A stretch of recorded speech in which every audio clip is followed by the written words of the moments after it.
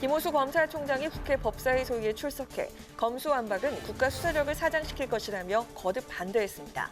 대통령직 인수위도 우려를 표한 가운데 법사위 소위에서 여야는 검찰 수사권 폐지 여부를 놓고 강하게 충돌했습니다. 법사위와 별개로 여야 원내 지도부도 검수완박 입법 논의를 이어갔습니다. 박병석 국회의장이 중재에 나섰지만 여야가 첨예하게 대립했는데 정의당이 내일 오전까지 중재안을 내놓겠다며 추후 협상을 예고했습니다. 이창용 한국은행 총재 후보자가 인사청문회에서 추가 금리 인상 의지를 밝혔습니다. 현 가계부채 상황도 우려하며 시그널을 줘서 가계부채가 꺾이도록 하는 게 중요하다고 강조했습니다. 뉴스앤 파워 인터뷰. 오늘은 북한 고위급 외교관 출신의 국민의힘 태영호 의원과 함께 최근 잇단 도발에 나서고 있는 북한의 동향과 윤석열 정부 외교 안보라인 인사에 담겨있는 대북 정책 방향을 짚어봅니다.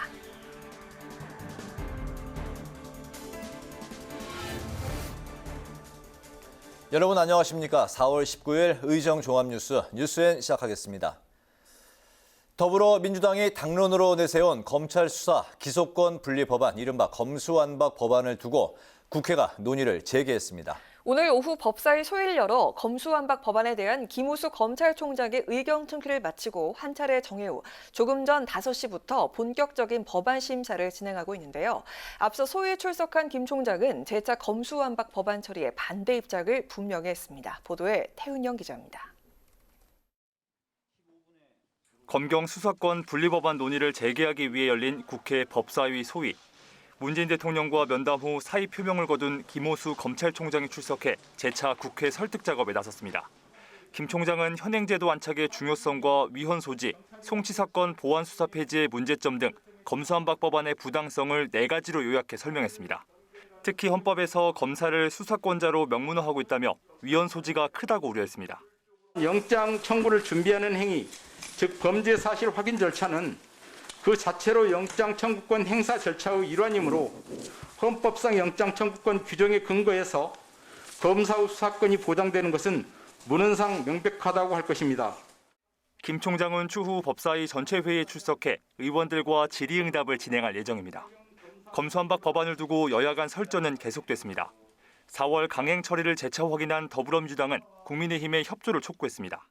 이제 여당이 되는 국민의힘도 반대를 위한 반대 논리에 빠져 무조건 의사 진행을 방해하려는 구태에서 벗어나 합리적인 대안 제시와 책임 있는 자세를 보여주길 바랍니다. 국민의힘은 민주당이 국회법을 준수할 거라고 했지만 시작부터 거짓말로 드러났다고 비판했습니다. 국회법상 여야 협의에 따라 소위의 안건을 직회부할 수 있는데 어떠한 협의도 없이 민주당이 강행했다는 겁니다. 국민의힘과는 협의도 없이 저녁에 법사위 소위를 단독 소집했고 마땅히 전체 회의를 통해 상정해야 함에도 묻지마 직회부를 강행했습니다. 민주당이 당장 이번 주 법사위 처리를 예고한 만큼 이번 주 검수완박 법안 심사를 두고 여야 충돌이 극에 달할 전망입니다. 국회방송 태윤영입니다. 검수완박 법안 처리를 두고 전운이 고조되고 있는 가운데 여야가 총력전에 나섰습니다. 여야가 4당 원내대표 회동에 이어 박병석 국회의장 주재 여야 회동 등 하루 종일 분주히 움직였지만 해결의 실마리를 찾지는 못했습니다. 박 의장은 여야가 쟁점 사안을 정리해서 좀 더 협의해 줄 것을 주문했는데 별도의 중재안은 나오지 않았습니다. 김희연 기자가 보도합니다. 박병석 국회의장 주재로 박홍근, 권성동 여야 원내대표가 만나 검수완박법 처리 여부에 대해 논의했지만 입장차를 좁히진 못했습니다. 3시부터 시작된 회동은 1시간 반가량 진행됐고 여야 법사위원들도 참여해 검수완박법 진행 상황을 설명했습니다. 국민의힘에서는 어제 논의됐던 내용들 그리고 또 이 법안과 관련해서 우려가 되는 부분에 대해서 말씀을 하셨고 또 민주당에서는 이 법안의 필요성이라든지 또 우려사항을 불식할 만큼 충분히 논의를 하면 된다 이런 얘기를 주로 나눴습니다. 박 의장은 여야 협치를 강조하며 더 협의해달라고 주문했습니다. 의장님께서 서로 양당에서 쟁점 사항들 좀 정리하고 교환을 해서 그 부분들이 해소될 수 있는지 여부를 다시 한번 검토를 해줄 것을 요청을 하셔서 양당이 일단 그렇게 하기로 합의를 했습니다.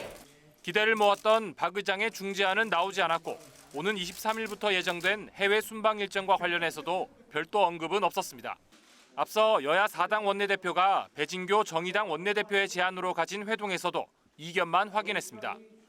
여야는 검찰 수사권 폐지를 두고 이견을 드러냈고 어제 합당을 선언한 국민의힘과 국민의당 사이에도 검경 간 권력 불균형 문제에 대해 입장차를 보였습니다. 박홍근 민주당 원내대표는 새 정부 출범 이후에는 윤석열 당선인이 거부권을 행사할 가능성이 커 4월 국회에서 검찰개혁안을 처리해야 한다고 강조했지만 권성동 국민의힘 원내대표는 잘못된 수사에 대한 보완을 위해서라도 검찰 수사권을 유지해야 한다며 좀 더 신중한 논의가 필요하다고 주장했습니다. 그러자 경찰 출신인 권은희 국민의당 원내대표는 경찰 수사권이 검찰에 종속되면서 나타난 비효율적인 문제를 제거해야 하고 검찰의 기소권으로 충분히 경찰 수사권에 대해 견제할 수 있다고 반박했습니다.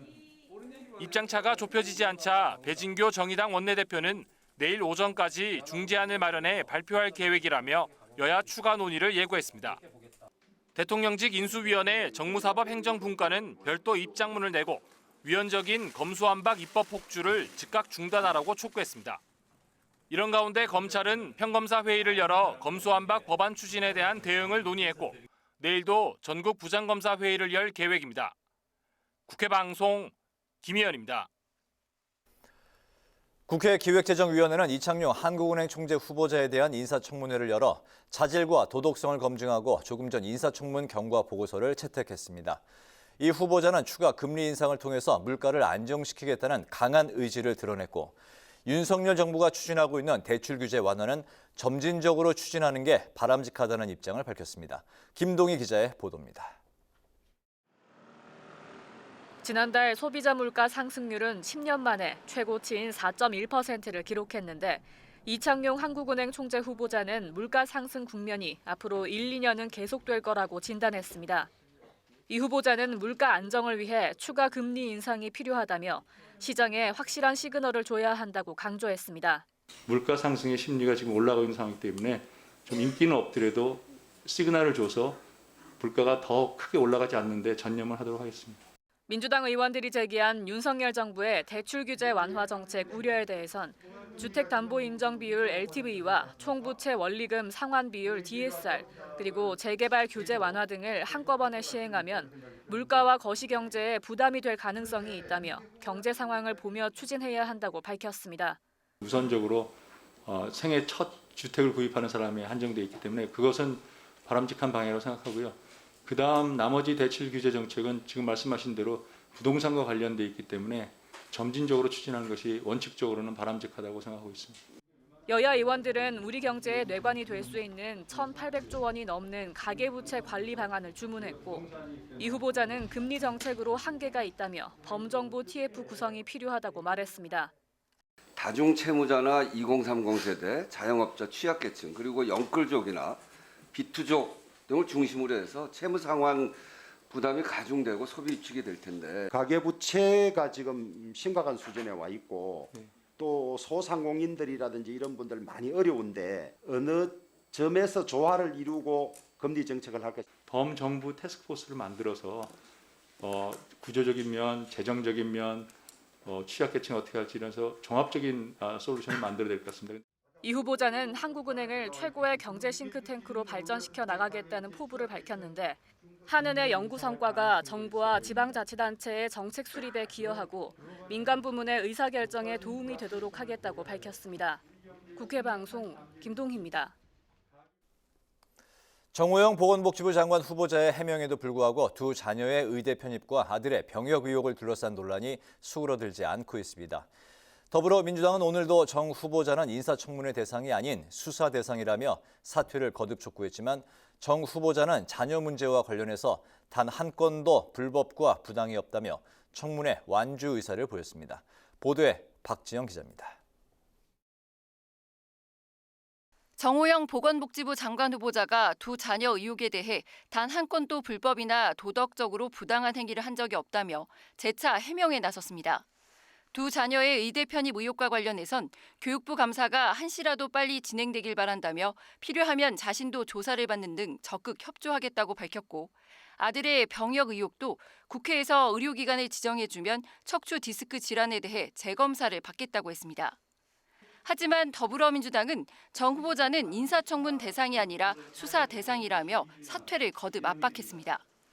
정호영 보건복지부 장관 후보자의 낭만은 시간 문제입니다. 이제 검증을 넘어 수사의 시간입니다. 정 후보자를 검증할 국회 복지위 소속 민주당 의원들도 기자회견을 열어 정 후보자의 해명을 반박하며 자녀 의혹에 대한 신속한 수사를 촉구했습니다.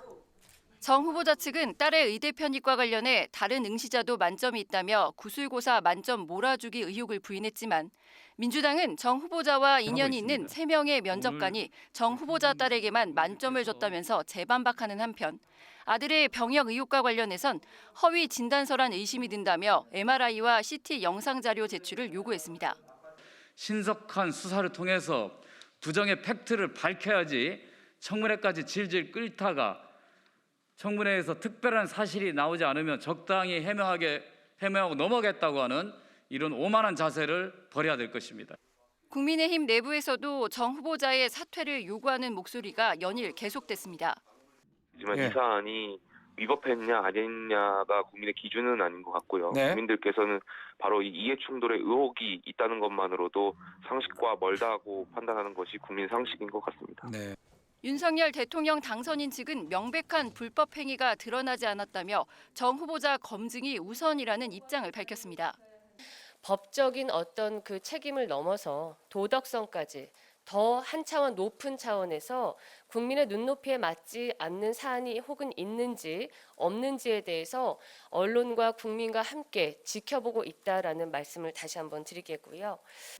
다만 윤 당선인 측은 윤 당선인과 정 후보자가 40년 지기라는 표현에 대해 잘못 알려진 사실이라고 밝혀 거리를 두는 듯한 모습도 보였습니다. 국회 방송 박지영입니다. 6월 지방선거를 40여일 앞두고 여야 후보들의 움직임이 빨라지고 있습니다. 민주당에선 최대의 격전지로 떠오른 경기도지사가 4파전으로 치러지게 됐고 국민의힘에선 대구시장 선거 예비 후보 간 단일화가 무산돼 3파전으로 정리됐습니다. 이매련 기자가 취재했습니다. 6월 지방선거에서 가장 큰 관심이 쏠리는 곳은 거물급 인사들이 대거 출격한 경기도입니다. 더불어민주당은 6월 지방선거 경기지사 선거 후보로 김동연 전 새로운 물결 대표와 안민석 의원, 엄태영 전 수원시장, 조정식 의원 4인을 확정했습니다. 경선에는 결선 투표제를 도입했는데 김동연 후보 우위의 경쟁 구도에 변수가 될 전망입니다. 권리당원 선거인단 50%, 안심번호 선거인단 50%가 반영되는 국민 참여 경선으로 진행하고 1차 경선에서 과반 득표자가 없을 시 결선 투표를 시행합니다. 경기도지사 국민의힘 후보 경선에서는 김은혜 의원과 유승민 전 의원이 맞붙는데 후보 경선을 하루 앞두고 김 의원은 국민의당 소속 청년들과 함께 기자회견을 열고 청년의 꿈을 지원한다는 드림업 공약을 발표했습니다. 유 전 의원 역시 국회에서 기자회견을 열고 신도시 인프라 확충 등 공약을 내놓으며 지지를 호소했습니다. 국민의힘 당내 경선은 여론조사와 당원으로 구성된 선거인단 투표가 각각 50%씩 반영됩니다. 아울러 민주당은 충북지사 후보로 노영민 전 대통령 비서실장을 단수 공천했는데 박지원 공동비상대책위원장은 부동산 의혹 등 문제가 있다고 지적했습니다. 보수진영 격전지로 떠오른 국민의힘 대구시장 공천 경선은 결국 홍준표, 김재원, 유영아 3파전으로 치러질 것으로 보입니다. 최대 변수로 거론되던 김재원 전 최고위원과 유영아 변호사의 후보 단일화는 끝내 불발됐는데 김 전 최고위원은 자신의 SNS에 유 변호사가 일방적으로 후보 사퇴만 요구했다고 주장했고 유 변호사는 상대에게 일방적인 수용과 결단을 요구하는 건 도를 넘은 행위라고 반박했습니다. 국회 방송 이매련입니다. 박병석 국회의장은 오늘 박홍근 더불어민주당, 권성동 국민의힘 원내대표와 함께 국립 4.19 민주묘지를 찾아 4.19 정신의 계승을 다짐했습니다. 학생혁명 기념탁에 참배를 마친 박 의장은 방명록에 민주 영령의 고귀한 희생, 참 민주의 정신을 이어받겠다는 글을 남겼습니다. 박 원내대표는 원내대책회의에서 이승만 독재에 맞서 쟁취한 민주주의의 가치가 후퇴하지 않도록 하겠다고 강조했고 권 원내대표는 국회도 4.19 정신을 이어받아 자유민주주의가 활짝 펴는 의회가 되길 바란다고 밝혔습니다. 노정희 중앙선거관리위원장의 사퇴와 관련해 여야는 선관위가 6일 지방선거 대비를 철저히 할 것을 주문했습니다. 국민의힘은 오늘 논평을 내고 노 위원장의 사퇴는 마땅하다며 선관위가 쇄신안을 철저히 이행해 6월 지선에서 달라진 선거관리 능력을 보여줘야 한다고 강조했고, 더불어민주당도 어제 서면 브리핑을 통해 선관위가 노 위원장의 사퇴를 부실 선거관리 재발을 막는 계기로 삼길 바란다고 당부했습니다. 앞서 노 위원장은 지난 대선에서 확진자 사전투표 관리를 부실하게 한 데 대해서 책임을 지고 사의를 표명했습니다. 정의당이 오늘 주거안정시민단체와 함께 기자회견을 열고 대통령직 인수위원회의 임대차 3법 폐지 축소 방침을 비판했습니다. 배진규 원내대표는 임대차 3법이 시행되면서 전세 매물이 줄어들고 임대인과 세입자 사이 분쟁도 늘었지만 2월 서울 아파트 전셋값이 하락하는 등의 효력이 나타나고 있다며 임대차 3법 폐지는 섣부른 결정이라고 주장했습니다. 이어 서민 주거 안정을 위해 임대차 3법을 보완하고 강화해야 한다며 인수위가 임대차 3법 폐지 방침을 철회할 것을 촉구했습니다.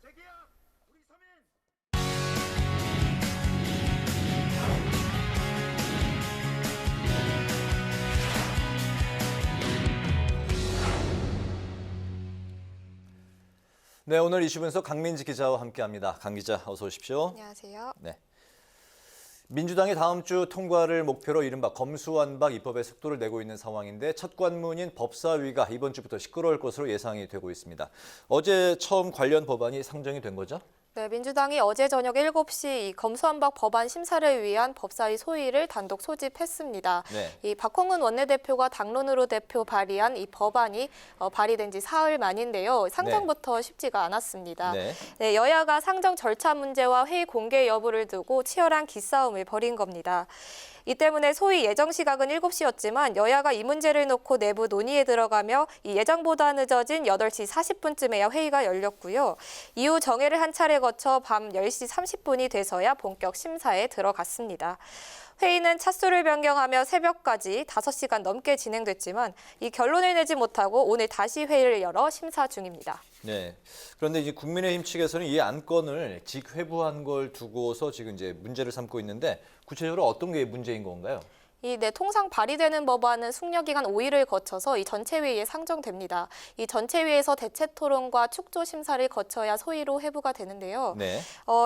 민주당은 국회법 58조 사항을 이용해 이 처리 절차를 거치지 않고 소위로 바로 상정한 겁니다.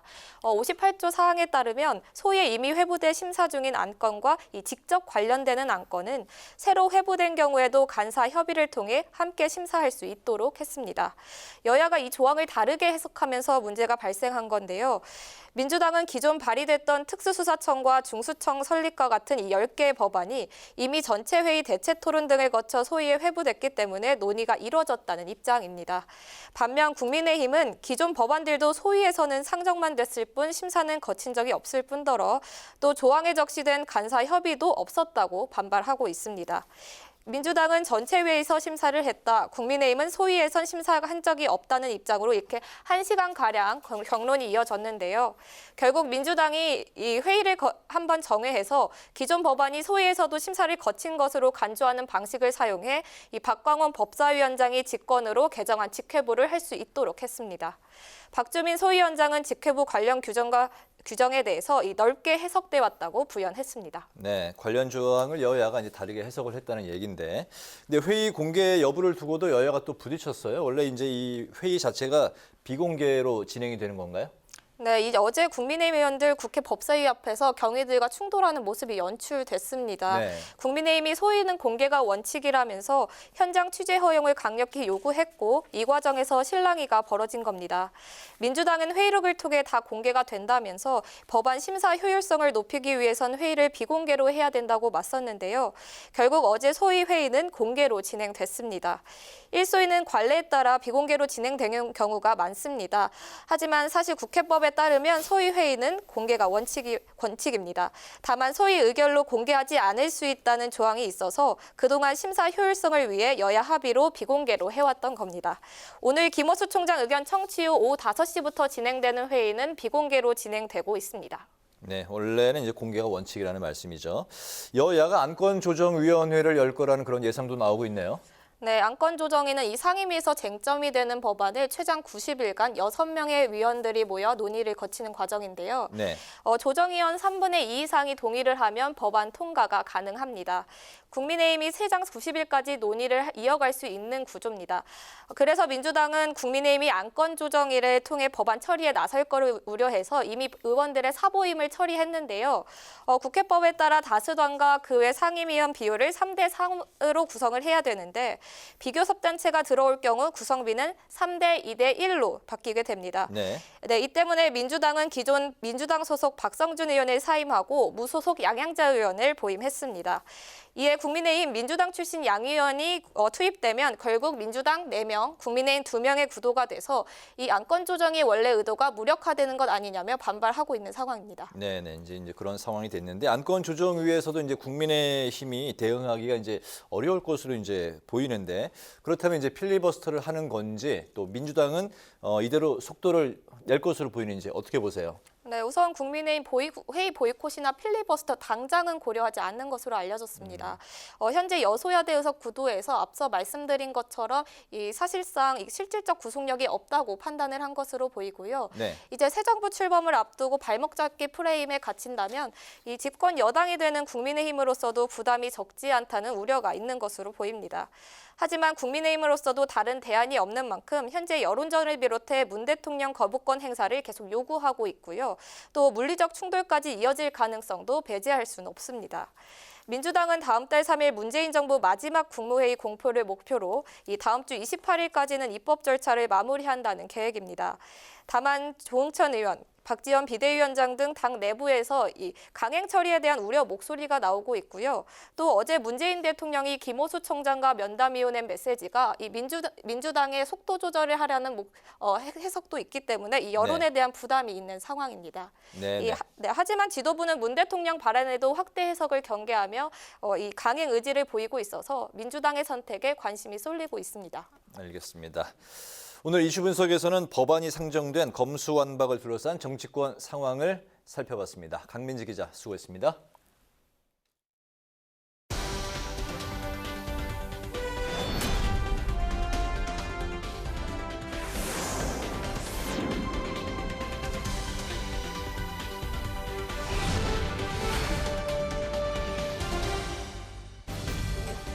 강하락의 정치톡 시간입니다. 4월 19일 시선을 집중시킨 정치 뉴스 만나보시죠. 첫 번째 정치톡, 잘못 알려진 사실입니다. 윤석열 정부 1기 내각에 대한 인사청문회를 앞두고 자녀의 편입 특혜 의혹 등 이른바 아빠 찬스 논란으로 민주당과 언론의 집중 포화를 받고 있는 인물, 정호영 보건복지부 장관 후보자죠. 정 후보자는 특히 윤 당선인의 40년 지기 친구로 알려지면서 관심이 더 모아지고 있습니다. 1960년생으로 윤 당선인과는 동갑인 정호영 후보자. 지난 한 지역 언론과의 인터뷰를 통해서 윤 당선인과는 40년이 한결같은 친구라면서 어릴 적부터 식사를 할 때면 늘 먼저 계산하려고 했다면서 친분을 드러낸 바가 있습니다. 그런데 윤 당선인은 이런 상황이 부담이 됐던 걸까요? 어제까지만 해도 정 후보자의 여러 의혹과 관련해서 부정의 팩트가 확실히 있어야 한다면서 위법 사실이 없다는 점을 강조한 윤 당선인 측이 오늘은 미묘하게 달라진 입장을 보이면서 눈길을 끌었는데요. 일단은 거리두기부터 나서는 모습입니다. 40년 지기라는 그 표현이 여러 곳에서 인용돼서 보도되는 것을 저희도 많이 봤는데 이 두 분은 각자 그 서울과 대구에서 학창 시절을 보냈고 또 검사와 의사로 각자의 아주 바쁜 그 전문 분야에서 활동해 오신 분들입니다. 정 후보자께서도 이 직이라는 표현이 좀 상당히 민망하다라고 어느 언론에 그 말씀을 주신 걸로 알고 있는데요. 40년 직이라는 표현은 잘못 알려진 잘못된 사실입니다. 40년 직이란 표현은 잘못 알려진 사실이다. 오늘 오전 브리핑에 나선 배현진 대통령 당선인 대변인은 윤 당선인과 정호영 후보자 관계를 이렇게 일축을 했습니다. 그러면서 윤 당선인이 언급을 했던 부정한 팩트에는 법적인 책임을 넘어서 도덕성까지 국민의 눈높이에 맞지 않은 사안이 있는지 지켜보고 있다는 것이라고 설명을 했습니다. 이에 정치권 일각에선 윤 당선인이 정 후보자와 선긋기에 나선 것이 아니냐는 해석도 나오고 있습니다. 배현진 대변인의 언급처럼 정 후보자도 최근 자신과 당선인의 친분 관계가 주목을 받자 윤 당선인의 친구가 내 친구였다. 그렇게 따지면 40년 지기는 1000명은 될 것이라면서 사적으로 친한 사이가 아니었다고 해명을 했습니다. 민주당의 지명철의 압박에 이어서 국민의힘 내부에서도 잦은 사퇴를 촉구하는 목소리가 나오고 있는 정우영 후보자. 윤 당선인의 40년 지기가 사실이든 아니든 국민은 윤 당선인의 친구로서가 아니라 새 정부의 복지 정책을 이끌 내각 후보자로서 자질이 있는지 여부를 지켜보고 있다는 사실 잊지 말아야겠습니다. 이어서 오늘의 두 번째 정치톡은 그나마 신선한 사람입니다. 윤석열 정부 내각 후보자들 중에서 민주당이 낙마 1순위로 정조준하고 있는 또 한 명의 인물, 바로 한동훈 법무부 장관 후보자입니다. 윤 당선인의 최측근으로 꼽히는 한 후보자가 법무부 수장으로 깜짝 발표된 이후 민주당에선 청문회 보이콧 얘기까지 거론되면서 총공세에 나서고 있는데요. 여기에 정의당도 데스노트에 한 후보자 이름을 1순위로 올리면서 앞으로 청문 전국의 핵으로 떠오르고 있습니다. 그런데 국민의힘 비대위원장을 지낸 김종인 전 위원장이 이번 내각 인선에 대해서 전반적으로 낮은 평가를 하면서도 한동훈 후보자에 대해선 후한 평가를 해서 눈길을 끌었는데요. 어떤 내용이었는지 직접 들어보시죠. 내가 보기에는 전반적인 그 내각의 인선이 일반 국민에게 큰 감흥을 주진 못한 것 같아. 그저 뭐 사람들은 무난한 사람을 택하지 않았느냐 하는 이런 판단을 갖다가 할 수가 있는데 국민의 생각하기에 그래도 조금 신선한 맛이라도 있는 사람이 한동훈이라고 생각해요. 당선인과 비교적 가까운 관계에 있기 때문에 오히려 당선인이 어떠한 다른 방향으로 가는 걸 갖다 시정할 수 있게 말을 할 수 있는 유일한 사람이 나는 한동훈이 아닌가라는 생각을 해요. 큰 감흥을 주지 못한 인선이었지만 그래도 신선한 맛이라도 있는 사람이 한동훈 후보자다. 김 전 비대위원장은 한 후보자 지명에 대해서 이렇게 평가를 했습니다. 자기 소신이 투철한 사람이기 때문에 윤 당선인에게 직언할 수 있는 유일한 사람이란 건데요. 김 전 비대위원장은 이어 한 후보자가 조국 사태와 추미애 전 법무부 장관과의 갈등 등으로 좌천됐던 점을 언급하며 4번씩이나 좌천 인사를 받고도 좌절하지 않고 꿋꿋이 남은 것을 보면 법무부 장관으로서 임무를 수행하는 데 큰 문제가 없을 것이라고 전망했습니다.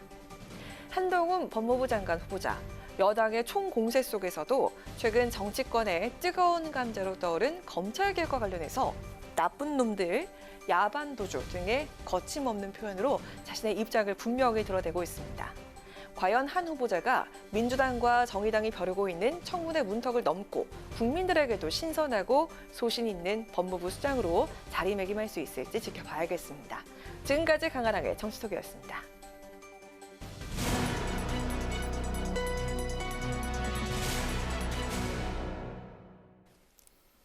네, 민주당이 이번 4월 임시국회에서 이른바 검수완박 입법에 속도를 내고 있는 가운데 윤석열 대통령 당선인 인수위가 오늘 위헌적이고 국민적 피해를 초래할 입법 폭주를 즉각 중단하라며 검수완박 추진에 대한 2차 입장문을 냈습니다.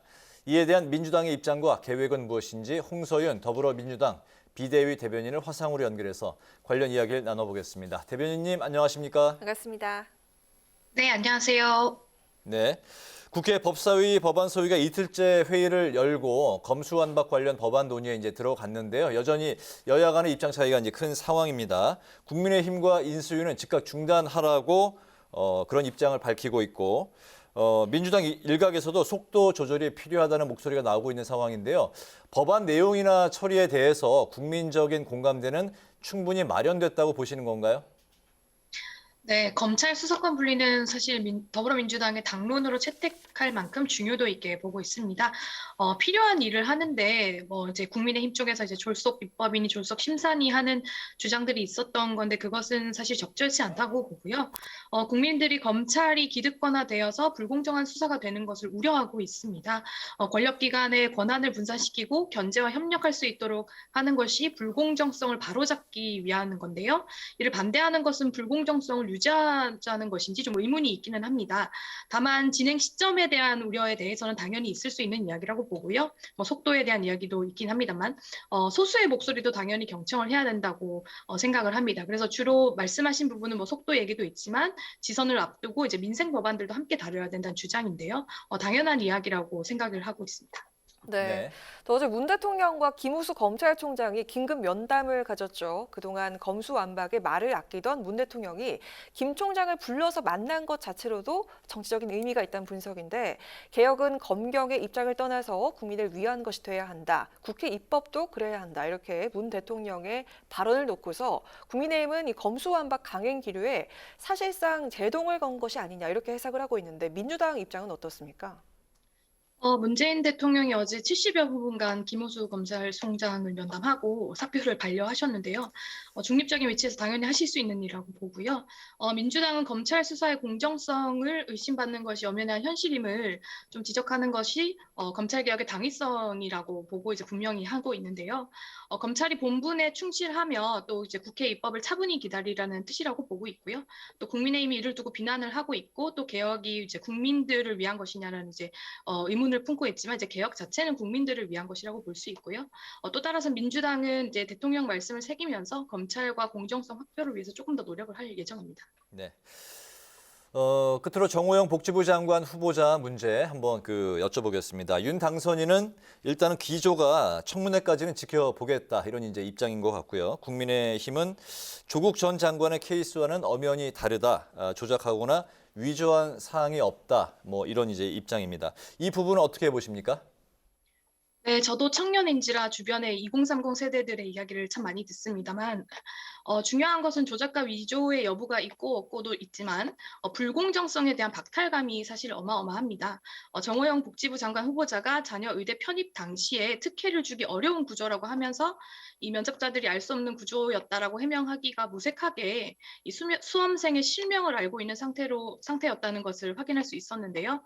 정호영 복지부 장관 후보자뿐만 아니라 이상민 후보자의 어떤 특수관계 회사에 대해서 아들의 입사 문제, 그것도 사실은 아빠 찬스라고 볼 수 있고요. 또 이제 그 박진 후보자 아들의 해외 도박 사이트 운영사 임원 문제도 있고요. 여러 가지 이제 자녀 문제와 부동산 문제, 주식 문제 등 이 불공정성과 이제 아빠 찬스, 무법이 난립하는 상황인데, 이러한 사람들이 국정을 운영할 자격이 있는지, 또 윤석열 후보 당선인께서 인수위에 관련하여 이런 인사검증이 부실한 것에 대해서 어떻게 판단을 하고 있는지, 또 당선인으로서의 좀 책임 있는 모습과 입장을 제대로 보여줘야 될 것이라고 여겨집니다. 네, 오늘 말씀 여기까지 듣겠습니다. 고맙습니다.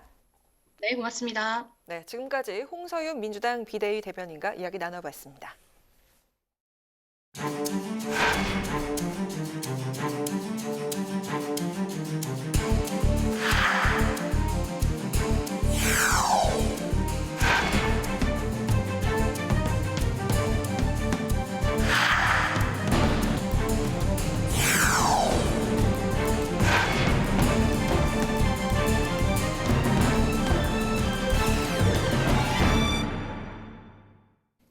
네, 이번 시간은 뉴스앤 파워 인터뷰 코너입니다. 새 정부 출범을 앞두고 남북 관계와 한반도 상황에 큰 변화가 예고되는 가운데 북한은 올 들어 도발 수위를 점점 높여가고 있습니다. 오늘은 태영호 국민의힘 의원과 함께 최근 북한 동향과 윤석열 정부 대북 정책 방향을 짚어보도록 하겠습니다. 의원님 안녕하십니까? 네, 안녕하세요. 네. 저희 뉴스에는 첫 출연이신 것 같은데요. 예, 처음 반갑습니다. 예, 반갑습니다. 앞으로도 종종 출연해 주시기 바랍니다. 예, 네. 불러만 주십시오. 알겠습니다. 서울 강남구 갑 지역구 의원으로 국회에 입성하신 지 2년이 됐습니다. 북한 고위급 외교관 출신으로 처음 이제 국회에 들어오셨을 때부터 이제 많은 또 화제를 몰고 오셨는데, 북한 외교 전문가시고 또 청년과 소통에 늘 앞장서시고 계신데요. 21대 국회의원으로서 지난 2년 소회부터 먼저 들어보겠습니다. 뒤돌아보니까 2년이라는 세월이 정말 빨랐고요. 네. 그다음에 이 2년 동안에 저희 인생에서 가장 많은 것을 배운 그런 이제 시기였다고 생각합니다. 제가 한국에 오기 전에는 대한민국이 너무 부럽기만 했는데 와서 초기 몇 년간은 한국에 잘 이해가 안 됐어요. 이렇게 잘 살고 소득도 높은데 왜 국민들은 불만은 왜 이렇게 많지? 갈등의 폭은 왜 이렇게 깊지? 이렇게 돼 있는데, 국회에 들어와서 제가 입법 기관에 들어와서 결국은 한 주체로서 활동해 보면서 느낀 것은, 우리 사회에 비록 갈등은 좀 많고 깊지만은 그것을 극복하기 위한 이런 이제 법치 틀거리에서 극복하기 위한 여야 의원들의 활동 모습 이런 걸 보고 대단히 우리 사회가 역동적이고 다이내믹한 이런 걸 보면서 앞으로 대한민국이 무한한 발전 잠재력을 가지고 있구나 이런 걸 제가 느꼈거든요. 네. 특히 이번 대선 기간에 결국은 이제 격차가 0.73이라는 그런 아주 근소한 차이지만은 그럼에도 불구하고 대선 이후에 승복하고 단 한 건의 폭력 사건도 없이 나라가 정상대로 안정적으로 관리하는 건 이건 전 세계의 이런 데서 찾아보기 매우 드문 네. 이런 이제 일이다. 저는 이렇게 생각합니다. 네, 정치 제도권에 들어오셔서 오히려 대한민국의 그 희망적인 면을 많이 그렇죠. 이제 발견을 예. 하셨군요. 알겠습니다. 국회 그 외통위 소속이시고 특히 이제 북한 쪽 동향을 예의주시하고 계신데 지난 주말에 북한이 이제 신형 전술 유도 무기를 시험을 이제 발사하지 않았습니까? 북한 측이 이제 발표를 보면은 소형 핵탄두 탑재가 가능하다 이렇게 이제 주장을 하고 있는 상황인데 우리 군 당국이 북한 발사 하루가 지나서 이제 그 공식적인 입장 표명을 했습니다. 북한의 이번 움직임 그리고 또 우리 정부 대응 어떻게 보셨습니까? 예, 우선 이제 뭐 지금 논란거리가 되고 있는 왜 이렇게 늦게 발표했느냐, 뭐 일각에서는 늑장 대응이다 이렇게까지 표현하지만 저는 우리가 북한이 미사일 발사할 때마다 건건이 뭐 정해진 매뉴얼이 있는 것처럼 군 당국이 발표해야 된다라고는 저는 생각지 않습니다. 필요에 따르면 발표도 할 수 있고 필요에 따르면 발표하지 않을 수도 있어요. 발표 완급 조절을 할 수 있다는 거죠. 그렇죠. 왜 좀 모호성을 유지해야 된다 이렇게 얘기하는데 단 지금 일각에서 주장하는 것처럼 북한의 미사일의 그런 기술적 제어는 다 파악했는데 북한을 지나치게 자극하지 말아야 한다라는 이런 정무적 판단에 의해서 발표하지 않았다. 이것은 좀 저는 문제가 있다고 생각하거든요. 그러나 이제 우리가 총적으로 원칙적으로 보면 우리 한국이 북한이 이러한 모든 도발 움직임을 면밀히 주시하고 있다는 것을 경고성 차원에서도 보여주기 위해서는 일반적인 원칙은 결국은 이러한 것은 저는 제때에 공개하는 것이 전 옳다 이렇게 이제 생각하고요. 그다음에 이번에 이제 미사일 발사에 대해서 이제 방금 말씀하셨습니다. 근데 이번에 이제 북한의 이제 미사일 발사와 관련해서 몇 가지 특징이 있습니다. 첫 번째 특징은 뭔가 하면 미사일을 동해상에서 했어요. 예, 그러면 우리가 북한의 미사일 발사 패턴을 보면 국민들이 잘 헷갈리는 게 어떤 때는 동해에서 하고 어떤 때는 서해에서 하고 어떤 때는 평양에서 하고 어떤 때는 북중 국경에서 하고 이 발사 지점이 계속 움직이고 있습니다. 그런데 위치에 따라서 전략적인 그런 판단이 있는 겁니까? 그 일반적으로 우리 한국도 그렇고 북한도 그렇고 영토가 대단히 작습니다. 영토가 이렇게 작기 때문에 이런 나라들이 미사일을 개발하려면 다른 나라처럼 뭐 사막도 없어요. 그렇다 해서 태평양에 우리가 가지고 있는 영토도 없고 그렇기 때문에 될수록 주민 지역이 아닌 곳에서 합니다. 기초 단계에서는. 그래서 이번에 북한이 항상 동해에서 할 때는 이건 미사일 개발의 초기 단계입니다. 완성도에 따라가면서 내륙, 서해 그리고 마지막 실전 배치전은 북중 국경 이렇게 가거든요. 근데 이번에 동해상에서 했어요. 그럼에도 불구하고 북한은 동해상에서 발사한 이 미사일이 알섬에서 정확히 떨어지는 사진을 공개했습니다. 이거는 뭔가 하면 비록 처음 공개하는 미사일이지만은 정확도까지 다 완성돼서 실전 배비에 곧 들어간다는 그런 메시지를 우리한테 보내고 싶었던 거죠. 예, 그다음에 두 번째 특징은 뭔가 하면 올해 들어와서 북한이 13번째 미사일을 발사했는데 매번 발사할 때마다 계속 하는 말이 딱 하나 있습니다. 뭔가 하면 지난해 1월 김정은이 발표한 국방 개혁의 발전 계획에 따라서 하는 거다. 그러니까 이건 무슨 말인가 하면 이것으로 끝나는 것이 앞으로 향후 5개년 국방 개발 계획에 따라서 계속 할 것이다. 이 메시지를 끊임없이 우리한테 주고 있고요. 그다음에 마지막으로 이게 제일 중요한데 이제부터 올해 들어와서 발표하는 이 미사일들을 북한이 어떻게 규정하는가 하면 핵 전투 무력이라고 합니다. 전투 무력. 이건 무슨 의미냐? 이제는 북한이 단순히 시험 발사 단계가 아니라 한반도의 구체적 상황에 맞게 실전 배치에 들어갔다. 이겁니다. 그러면 이걸 통해서 북한이 노리는 목적은 뭐냐? 향후 5년간 윤석열 정부는 문재인 정부 때처럼 남북관계에서 북한의 비핵화를 말하지 말아라. 이젠 다 실전 배치했다. 그러니 향후 5년간은 비핵화가 아니라 핵 군축 협상으로 해야 된다. 이런 메시지를 우리와 미국에게 끊임없이 보내고 싶어 하는 것이죠. 아, 네. 네, 그리고 지난 15일이 태양절이었는데요. 김일성 생일 110주년이었습니다. 당초에는 그래서 대규모 열병식이 있고 또 도발이 있을 거라고 예상을 했었는데 예상과는 달리 군중 행사만 치렀다가 한미연합훈련을 하루 앞두고 또 도발을 재개를 했는데 북한의 의도나 추가 도발 가능성에 대해서 어떻게 보십니까? 저는 당연히 추가 도발을 이제 할 거라고 생각합니다. 왜냐하면 북한이 이런 이제 도발할 때 보면 정해진 패턴이 있습니다. 네. 어떤 패턴이냐? 우리의 정권 교체기와 그 어떤 정권이 들어서더라도 임기 초반에는 도발 수위를 끌어올립니다. 왜냐? 남북 관계에서 주도권을 쥐기 위해서. 네. 예, 이 문재인 정권 때도 제일 도발 수위가 높은 것이 임기 초반인 2017년이었거든요. 네. 그래서 그때 우리 생각나지만 화염과 분노라는 이런 표현까지도 나왔었고, 그래서 이제 올해 말까지 윤석열 정부의 임기 초반에는 이런 도발을 계속할 것입니다.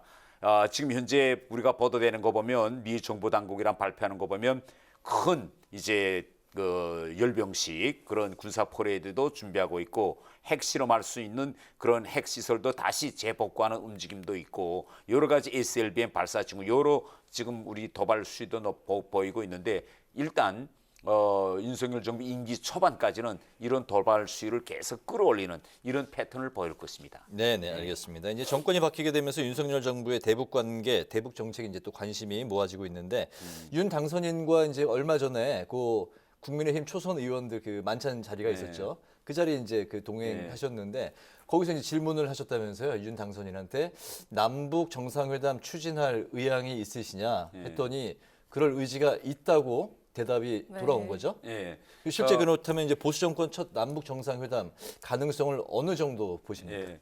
지금 현재 우리가 보면 너무 남북 관계가 지금 최악의 상태가 있기 때문에 남북 정상회담 가능성은 거의나 현실적이지 않아 보입니다. 네. 그래서 제가 윤 당선인에게 정상회담을 할 용의가 있으시냐 이렇게 물어본 거고 당선인께서 쾌히 정상회담을 해야죠. 한다면 저는 판문점에서 하겠습니다. 이렇게 장소까지도 이제 말씀하시더라고요. 그래서 저는 이게 가장 중요한 건 뭔가면 우리 남북 관계에서 남북 정상회담은 항상 북한이 진보 정권이 들어섰을 때만 했습니다. 이건 뭔가면 남북 관계에서 이 정상회담권도 북한이 남남 갈등을 더욱 이제 유발시키는 그런 수단으로 활용하고 있다는 걸 보여줍니다. 그래서 윤석열 정부는 이번 기회에 꼭 북한과 정상회담을 뭐 그게 목적은 아니지만 가능성만 보인다면 정상회담을 이제 실현시켜서 이 정상회담 이것 자체도 진보 정권의 점유물로 만들려는 이 북한의 대남 전략을 이제는 좀 허물어는 이런 저는 길로 가야 한다. 저는 이렇게 생각하고 있습니다. 열릴 거라고 보십니까? 저는 열릴 거라고 생각합니다. 알겠습니다. 네, 또 그러기 위해선 내각 인사 역할도 중요할 것 네. 같은데요. 권영세 의원이 통일부 장관 후보자 그리고 박진 의원이 외교부 장관 후보자로 지명이 됐는데 이번 인선 어떻게 평가하시고 또 앞으로 대북 정책 기조를 어떻게 가져갈 것으로 전망하시는지 듣겠습니다. 예. 우리가 지난 그 5년간 문재인 정부를 뒤돌아보면 임기 마지막에 와서 이제 중진 의원을 통일부 장관 이인용 이제 원내대표 하시던 분을 통일부 장관으로 했습니다. 그런데 이와는 이제 아주 차별화되게 윤석열 당선인은 임기 초반기부터 이제 중진 의원을 이제 통일부 장관으로 이제 권영세 의원으로 임명했거든요. 이것은 뭘 의미하는가 하면 한때는 우리 사회에서 나돌았던 통일부 폐지 이런 것과는 완전히 다르게 임기 초반부터 남북 관계를 정말 대통령으로서 국정 운영에서 아주 최우선 과제로 들고 나가겠다는 강력한 의지를 우리 국민들뿐만 아니라 역시 북한 이제 김정은 정권에도 저는 보여주었다. 그래서 저는 대단히 아주 긍정적인 그런 인사 내정이라고 저는 생각합니다. 알겠습니다. 지난주에 그 젤렌스키 우크라이나 대통령이 우리 국회에서 이제 화상 연설을 했는데 여기서 이제 우리 정부에 무기 지원을 이제 요청을 했습니다. 우리 그 정부는 살상용 무기 지원은 곤란하다는 입장을 밝혔는데 의원님께서는 지원을 해야 된다라는 그런 입장이셨던 거죠. 예. 그 우크라이나에 무기 지원이 필요하다고 보시는 이유 궁금한데요.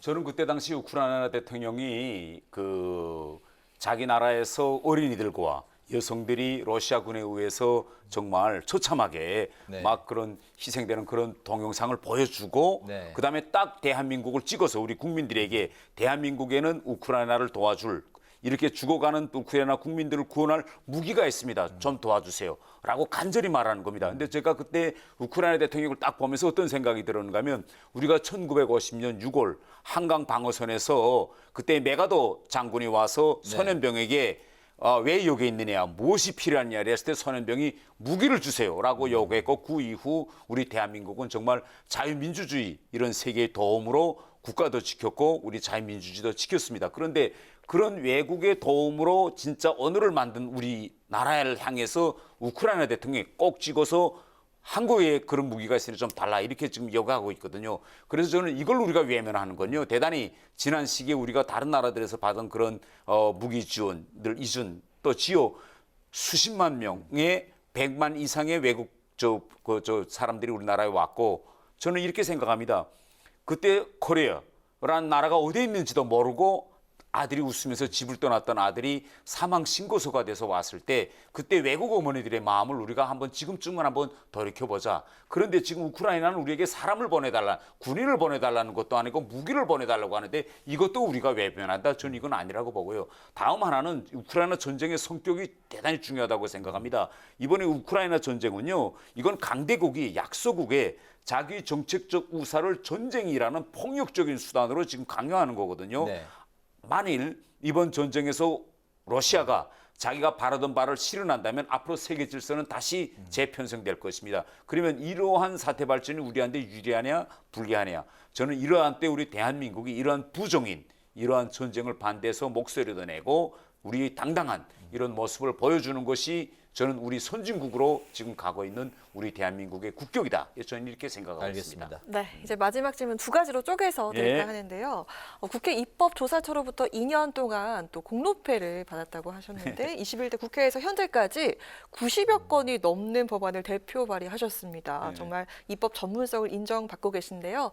가장 기억에 남거나 또 보람 있었던 그 일들 한번 소개해 주시죠. 제가 총 94건의 법안을 발의했고 그중 13건이 이제 대안 혹은 이제 법안으로 이제 통과돼서 가결률이 한 13% 정도 됩니다. 뭐 여러 가지 많은데 제 법안을 크게 보면 이제 제 지역구가 강남 갑이다나니 1가구 1세대 주택자들에 대한 세금 문제와 관련한 법안들을 좀 있었고 다음 하나는 장애인들과 같은 취약계층 법안들이 좀 있었습니다. 그럼에도 불구하고 제가 이렇게 통과된 법안들 중에서 가장 제가 자랑하고 싶은 거는 엠번방 사건과 같은 이런 사건들을 엄벌하는 이런 이제 병력법 개정안을 이제 통과시킨 걸 제가 대단히 자랑스럽게 생각하는데 왜냐하면 이건 제가 한 것이 아니라 20대 청년들이 저희 의원실에 와서 한 달 동안 일하면서 그들이 직접 법안을 만들고 이제 법제처도 다니고 의원실도 다니면서 다 의원들의 사인도 받아서 이제